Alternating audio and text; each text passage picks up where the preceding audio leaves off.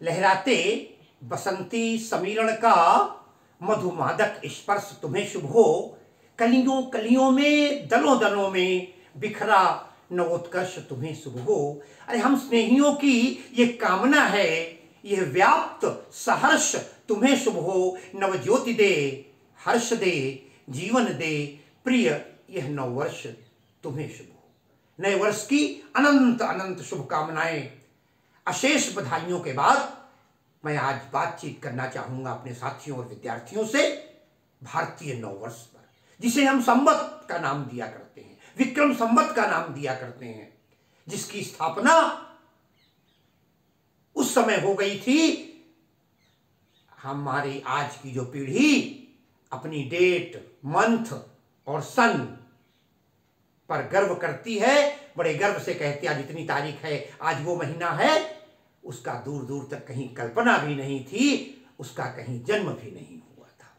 उस समय हमने भारतीय संवत की स्थापना की थी और भारतवासी हमारे नकलची नहीं थे, हम ज्ञान गरिमा से ओतप्रोत थे। संतों की धरती थी, तपोभूमि थी,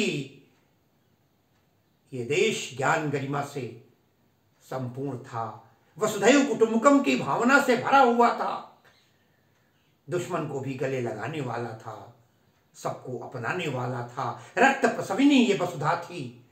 हमारे संतों ने, हमारे पूर्वजों ने उस समय विक्रम संवत, महाराज विक्रमादित्य के नाम की अमरता के लिए विक्रम संवत की स्थापना की। और इतना ही नहीं, उस संवत को हर साल गुणमाना एक साल कैसे होगा उसके विभाजन भी किया। साथियों, नकल तो अंग्रेज करते थे, हमने कभी नकल नहीं की है। अंग्रेजों ने इतनी बढ़िया नकल की कि उन्होंने एक ऐसा हमारे संवत को देखकर अपना संवत बना लिया, अपना सन बना लिया, मगर न तो उसका कहीं आकाश से संबंध है, न कहीं ऋतुओं से संबंध है, न कहीं नक्षत्रों से संबंध है, मनमानी कर दी। हमने पहला काम तो ये किया था, इस विक्रम संवत को 12 महीनों में बांट दिया।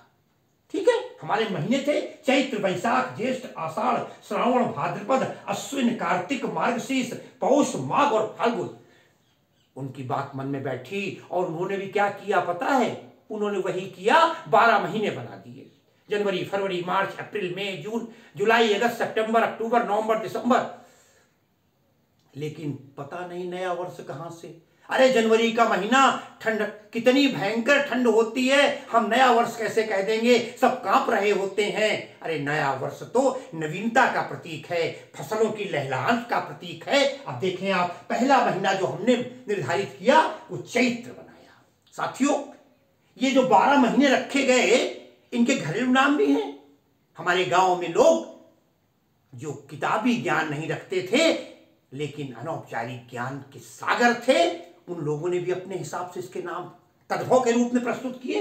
चैत्र, वैशाख, जेठ, आषाढ़, सावन, भादौ, कुंवार, कार्तिक, अगहन, पूस, माह, फागुन, ये उन्होंने 12 महीने कर दिए। और हमने अपने संवत का प्रारंभ कहां से किया? चैत्र से किया है।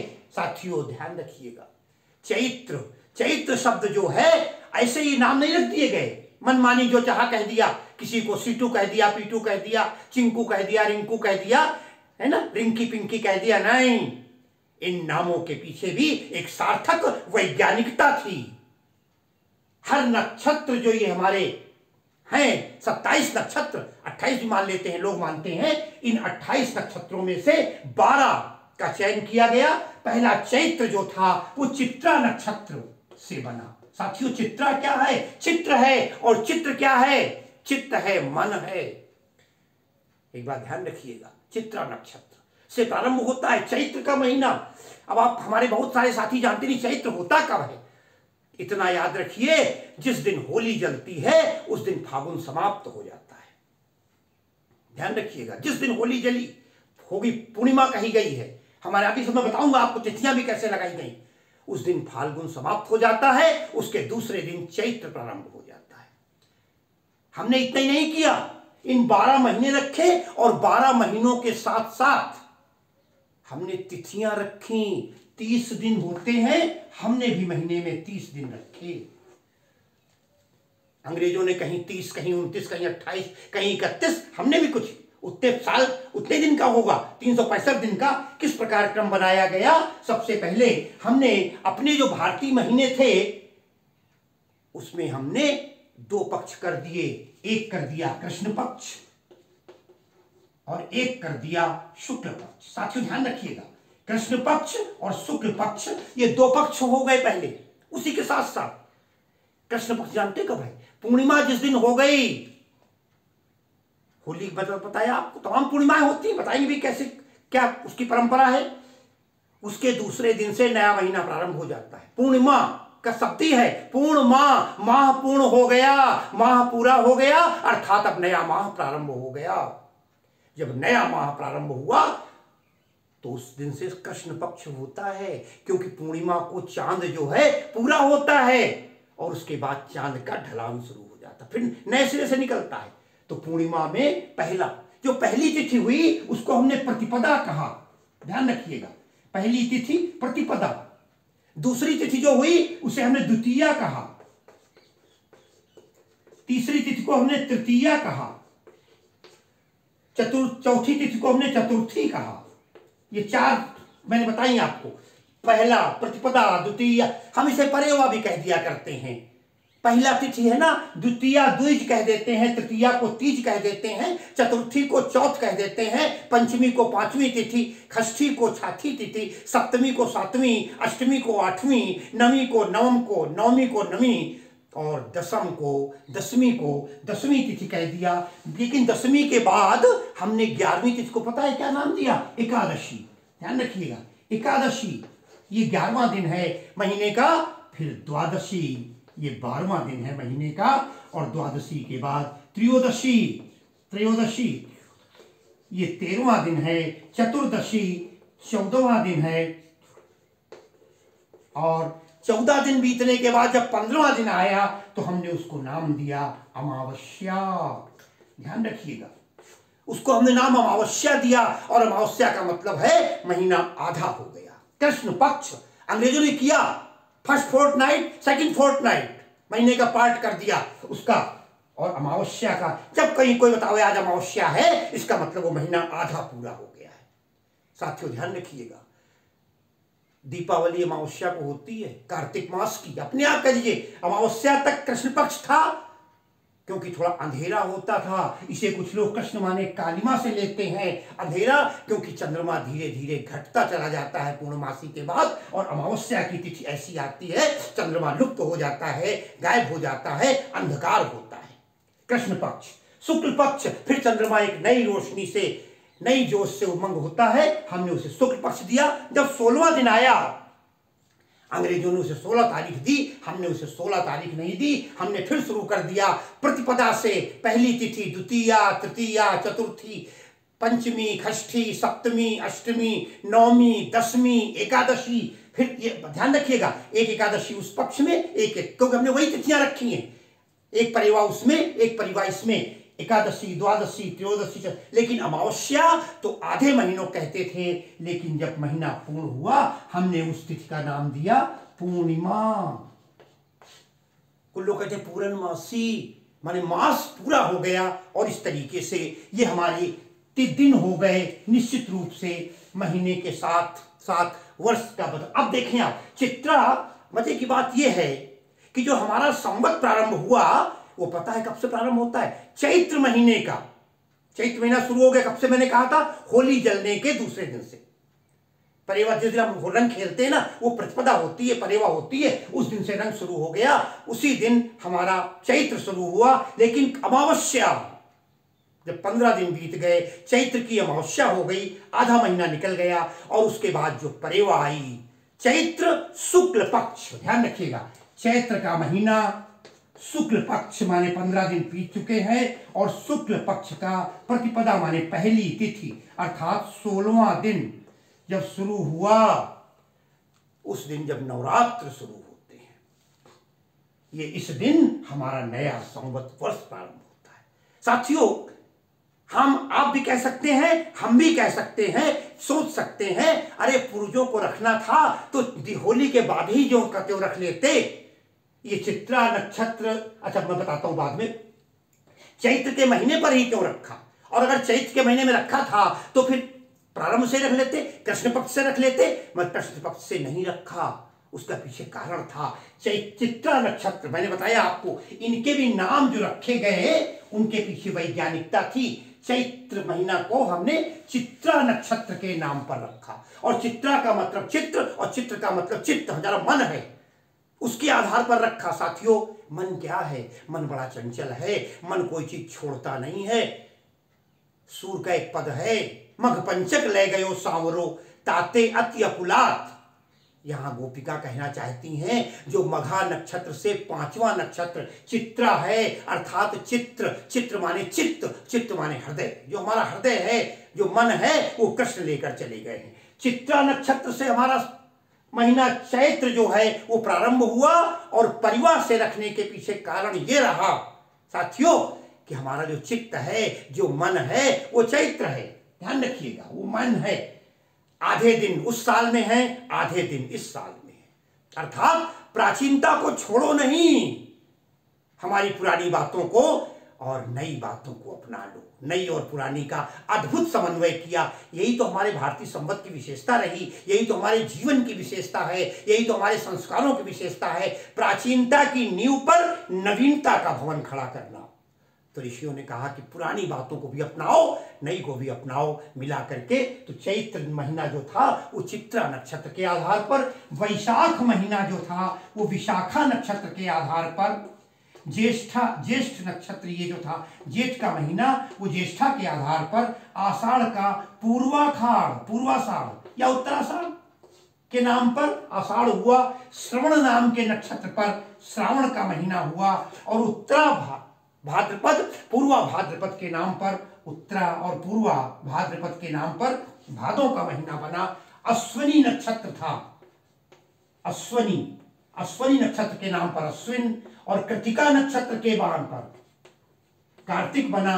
मार्गशीर्ष जो था हमारी मृगशिरा नक्षत्र है, मृगशिरा नाम पर माघ, और पौष जो है वो पूष का महीना हमारे यहाँ बना, और माघ जो है ये हमारा मघा नक्षत्र, और फाल्गुन उत्तरा फाल्गुनी और पूर्वी फाल्गुनी के नाम पर महीना बना। साथियों, ये जो पौष था वो पुष्य नक्षत्र के नाम पर बना, और ये हमारे 12 महीनों पे नक्षत्र थे, इनके आधार पर बना, ये तिथियां बनी। साथियों, एक बात और बहुत बढ़िया बता दें आपको, हमारा जो पंचांग बनता है, जिसको नया साल का प्रारंभ हम कहते हैं, उस पंचांग में बड़ा ताज्जुब है। जिस दिन चैत्र शुक्ल पक्ष प्रतिपदा अर्थात नवरात्र शुरू होते हैं, उसी दिन प्रतिपदा जो दिन होता है, जो दिवस होता है, वो दिन उस साल का राजा होता है। तमाम ज्योतिषी बता देते हैं इस साल का राजा ये होगा, मंत्री ये होगा।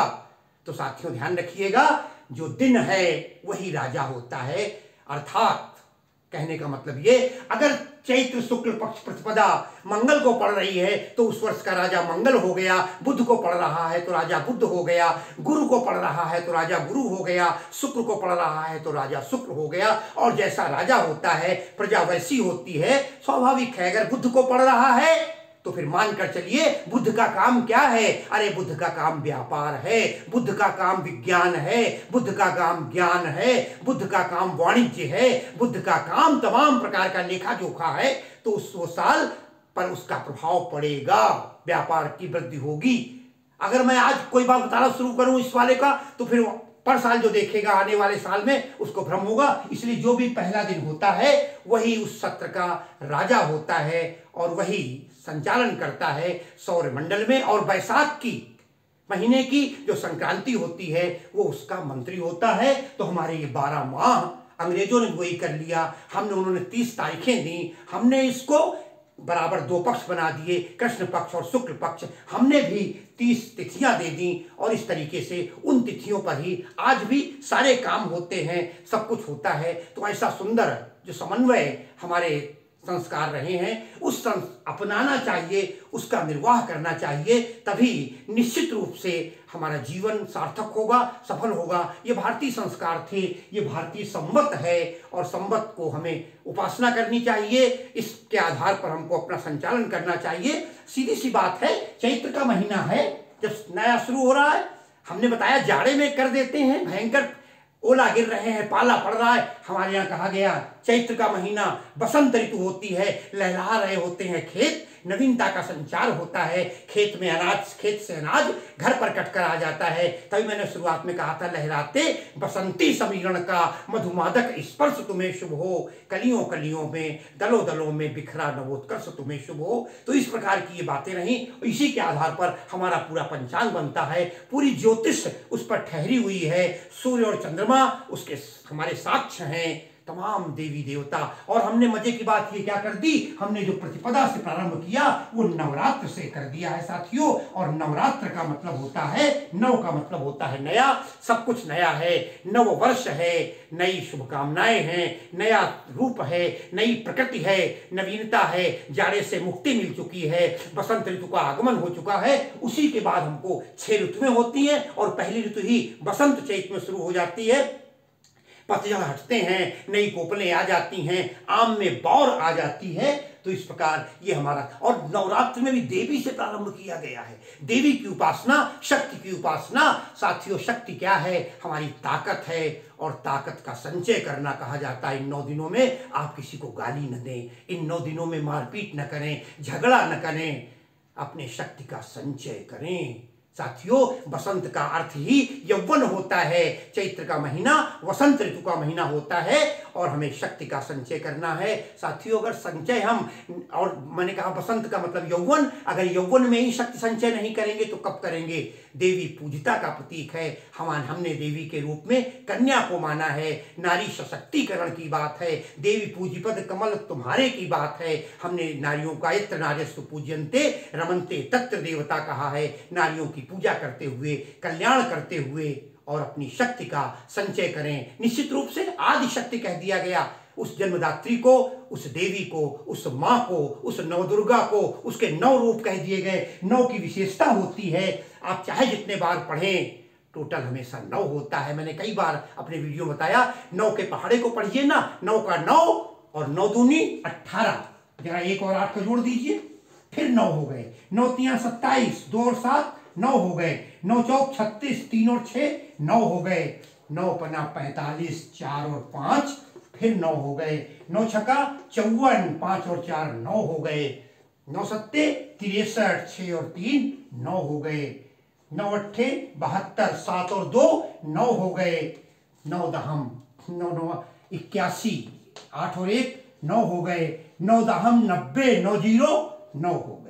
और यही नहीं, बढ़ते जाइए, 9 11 हम 99, तो जब 99 कहेंगे, 9 और 9 18, 1 और 8 9। कहने का मतलब ये, जैसे घटत न अंक 9, अरे 9 के लिखत पहाड़, पहाड़ लिखते चले जाइए, पहाड़ भर के बराबर पहाड़ लिखते चले जाओ, 9 की संख्या में कोई परिवर्तन नहीं होता। हम मानव हैं, हमें उस माँ ने नया बनाकर इस धरती पर लाई है, क्योंकि नया इसलिए कि 84 लाख योनियों में कहीं भी मानव की गणना नहीं होती, वो सबसे पृथक है। हम मानव हैं, इसलिए मैं मानव हूँ, मानवता का संदेश सुनाने आया हूँ। इसीलिए हम मानवता के नाते नव स्फूर्ति लेते हुए इस शक्ति में माँ का संचन करें, उनका कल्याण की भावना रखते हुए विश्व के प्रति उनके चरणों में अपना नतमस्तक हो जाएं। हे देवी, या देवी सर्वभूतेषु बुद्धि रूपेण संस्थिता, ज्ञान रूपेण संस्थिता, शक्ति रूपेण संस्थिता, नमस्तस्यै नमस्तस्यै नमस्तस्यै नमो नमः।